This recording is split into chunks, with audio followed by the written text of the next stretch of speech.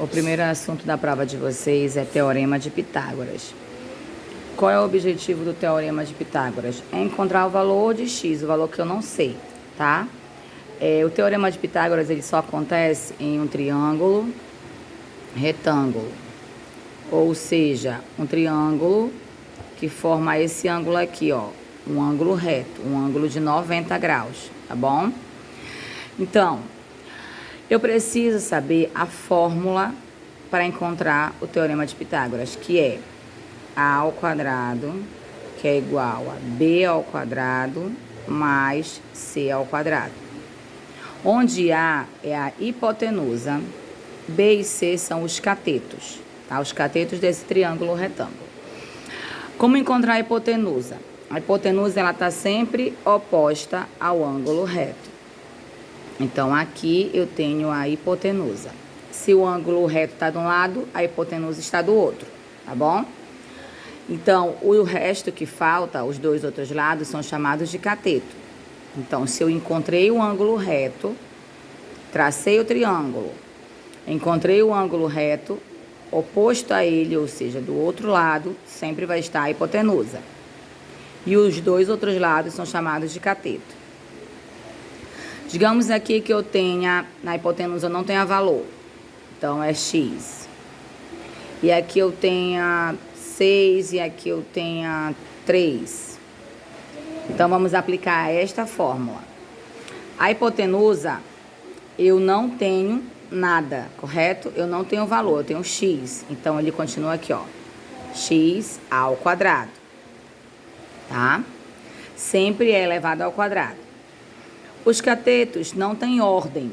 Você pode colocar primeiro 6 ou primeiro 3, tá bom? Não importa. Essa questão da ordem não altera o resultado final. Vamos lá. Cateto eu vou colocar aqui 6 elevado ao quadrado mais 3 elevado ao quadrado. Lembrando que isso aqui é uma potência. E na potência como é que se resolve? Relembrando a potência. Se eu tenho um número elevado a um expoente, isso aqui é chamado de base, isso aqui é o expoente. O expoente, ele indica quantas vezes a base será repetida. Se eu tenho elevado a 2, ou seja, está elevado ao quadrado, essa base vai repetir 2 vezes multiplicando, nunca é somando, sempre multiplicando. Ou seja, 6 elevado ao quadrado é a mesma coisa que 6 vezes 6. Não é 6 vezes 2, é 6 vezes 6.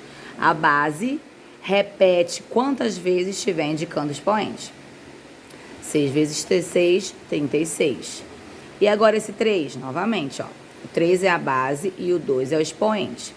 O 3 vai repetir 2 vezes. Então, é 3 vezes 3, ó. Repetir 2 vezes. Multiplicando sempre. 3 vezes 3 é 9. Então, quer dizer aqui que x ao quadrado, que eu vou permanecer com ele, eu não sei qual é o valor dele, estou querendo descobrir, é igual a 6 elevado ao quadrado, é 36. Coloco aqui, ó. Mais 3 elevado ao quadrado é 9. Coloco aqui. E agora, x ao quadrado é igual, eu vou somar os dois aqui, ó. 36 mais 9. 45. Quando eu cheguei aqui, esse ainda não é o meu resultado final, porque eu ainda tenho esse quadrado do x aqui, tá? Então, se eu tenho esse valor, indica que eu preciso tirar uma raiz quadrada aqui. Então, fica assim, ó. X é igual a raiz de 45. Esse 2 indica que ele é ao quadrado, virou uma raiz. Só que aqui ainda também não é o resultado, porque você precisa encontrar o valor dessa raiz aqui, a raiz de 45. Bom, para eu saber o valor de uma raiz, eu preciso fatorar essa raiz, né? Então, eu vou fatorar 45. Fatorar é aquele lá que a gente fazia antigamente, como se fosse um MMC. Vou fazer uma decomposição em números primos. Ai, tia, eu não sei quais são os números primos. Anote aí na sua cabecinha. 2, 3, 5, 7, 11, 13, 17, 19. E aí vai embora. Por quê? O que são os números primos? Os números primos são aqueles que só aparecem na tabuada dele e na tabuada de 1. Por exemplo, o 2 é um número primo por quê? Porque 1 vezes 2 é 2. E 2 vezes 1 é 2. Não existe mais nenhuma outra tabuada onde o 2 seja o resultado dessa tabuada. É só na dele e na de 1. Por isso que ele é chamado número primo. Então, a gente vai decompor esse 45 utilizando os números primos. Não pode utilizar outro número a não ser os primos, tá bom? Então, eu vou começar. Vou tentar o 2. Pelo 45 não dá. 45 é um número ímpar. Não dá para dividir por 2. Aí eu vou tentar o 3. Se eu divido 45 por 3, eu tenho um 15. E eu posso continuar dividindo pelo 3. 15 dividido pelo 3 é 5. Agora eu não posso mais fazer pelo 3, tenho que fazer pelo 5. 5 dividido por 5 é 1.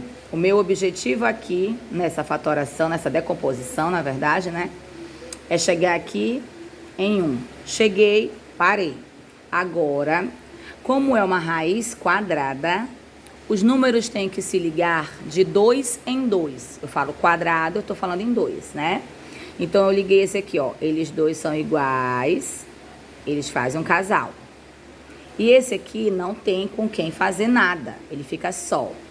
E a regra é, quem repete numa fatoração, sai da raiz.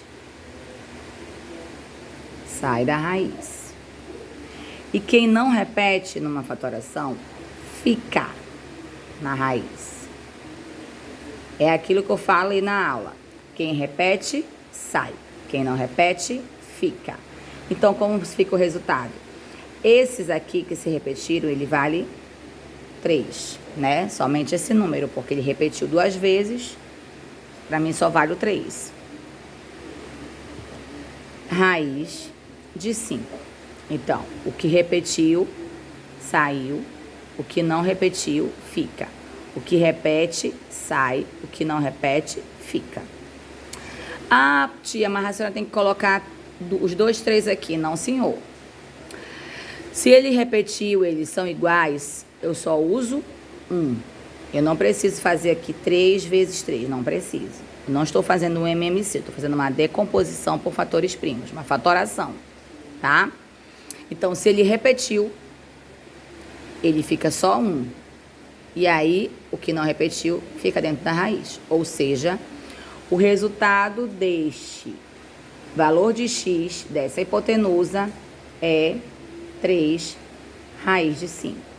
Fiz todo o processo, cheguei aqui, coloquei ao quadrado, fatorei a raiz e obtive esse resultado. Ok?